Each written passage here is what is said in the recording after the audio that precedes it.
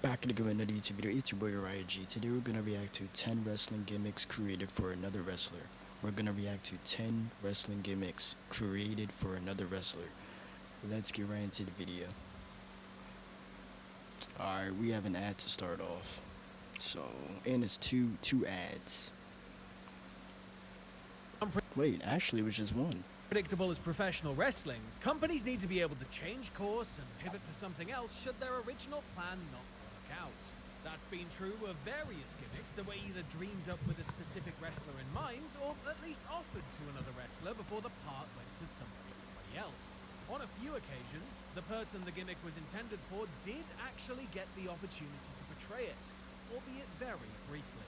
I'm Sam Driver from Cultaholic Wrestling, and these are 10 wrestling gimmicks designed for another wrestler. Alright, so these were gimmicks. Y'all gotta let me know what's your favorite gimmick. But these are gimmicks that were for other wrestlers. Let's continue. Join us. Number 10, the Sultan. The homicidal, suicidal, genocidal, death-defying Sabu was one of the most unique professional wrestlers of the 90s, his reputation preceding him due to his epic encounters in ECW, Japan, and beyond. So it only makes sense that WWE would want to take Sabu, who worked a few dark matches for the company in 1993, and change everything about him.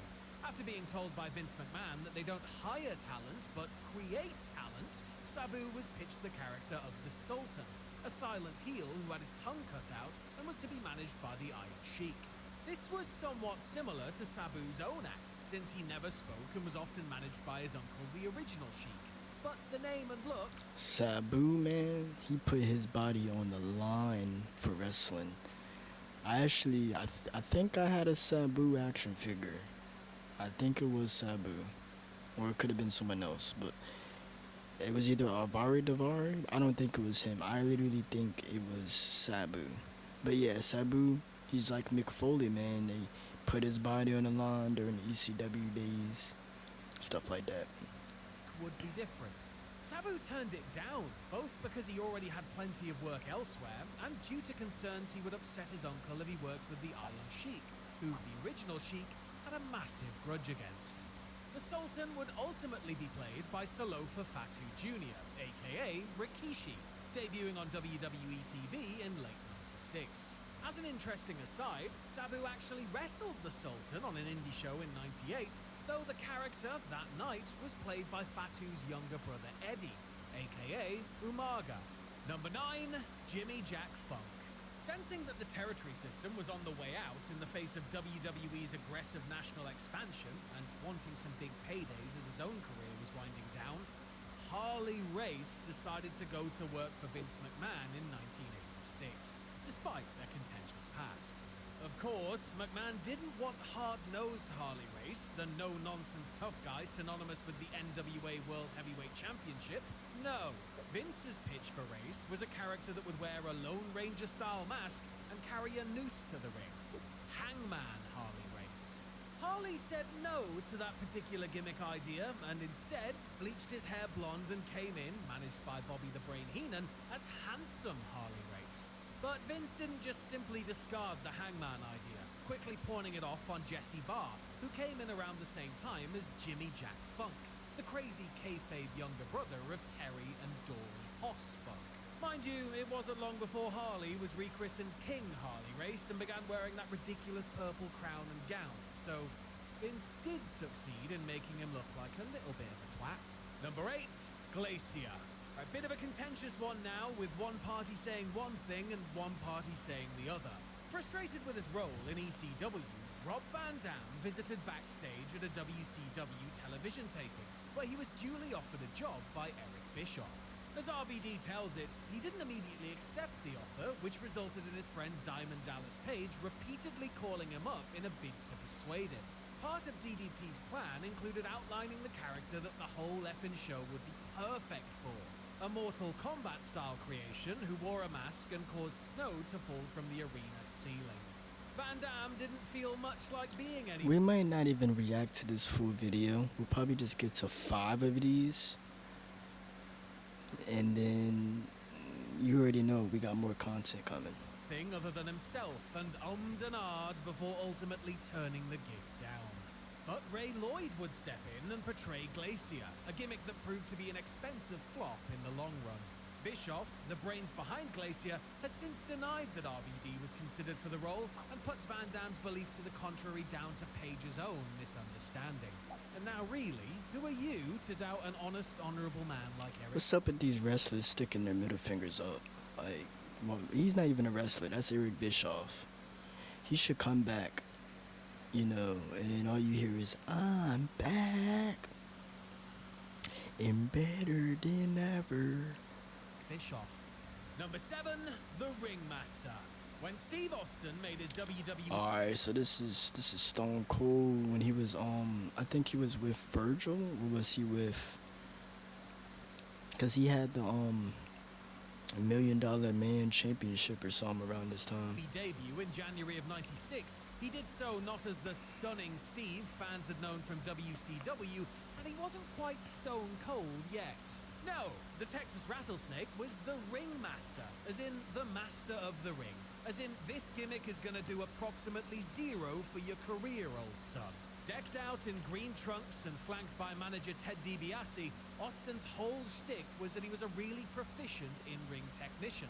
A far cry from the Hellraiser who would set box office records just a couple of... Yeah, cause like, I think his moveset was not how, you know, you see how Stone Cold's moveset is. He's like a brawler. So I'm guessing, you know, around that time he was a technician, so... Years later, Austin wasn't the first person WWE had tried to entice with the Ringmaster, as Brian Clark was also given the chance to take the gimmick when he joined the company in '93. Between that, a military-based gimmick, and Adam Bomb, he chose the lesser of 3 evils. Speaking of evil, Chris Benoit was also more than likely considered for the Ringmaster role, as he wrestled a few dark matches with the $1 Million Man as his manager just 6 months before Austin. I didn't know about that. That's some new wrestling news. Not news, but history. Okay. Came in. Number 6, Battle Cat. A member of a Minnesota crew that included the Ravishing Rick Rude. Are we talking about Rick Rude right now, or? likes of Kurt Hennig and Rick Rude, Brady Boone didn't enjoy quite the same success as his statesman, settling into the role of lovable loser. The guy put in the opening match on house shows up, otherwise doing jobs for bigger stars on TV. Boone may have been considered small for the era, but he was athletically gifted and considered a good worker whose background in gymnastics made him unique. It certainly made him the perfect candidate to play Battle Cat, WWE's attempt in 1990 to create their own masked high-flying superstar in the same vein. Yeah, there was a lot of random gimmicks, you know, around the 80s and 90s and stuff like that. Tiger Mask. WWE clearly had at least some plans for the feline grappler, giving him a couple of wins on TV, as well as a profile piece in their official magazine.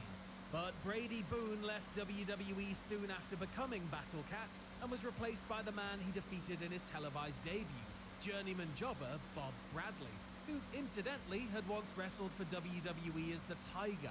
Bradley wasn't quite as fast on his feet as Boone was, and Battle Cat's 9 lives ran out very quickly. But now, like, indeed.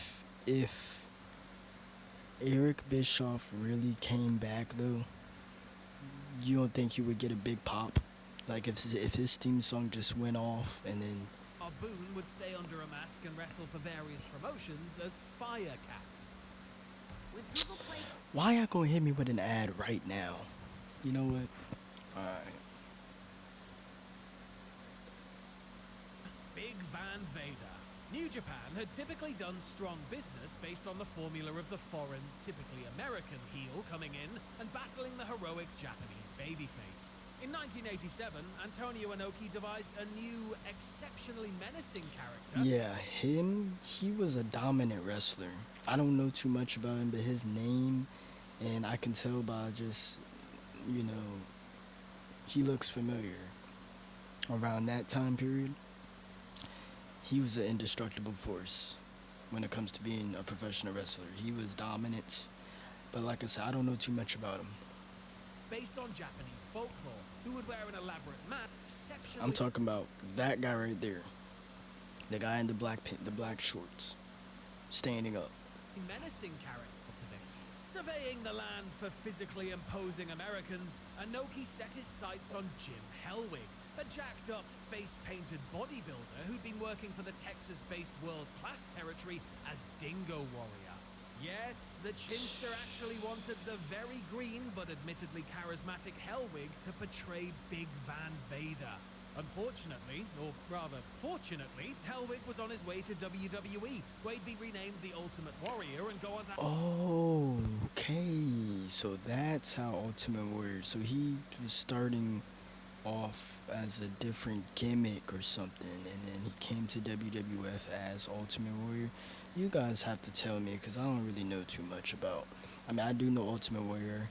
I do know some of his career in wrestling, but I know he had, I guess, a different gimmick before coming to WWF.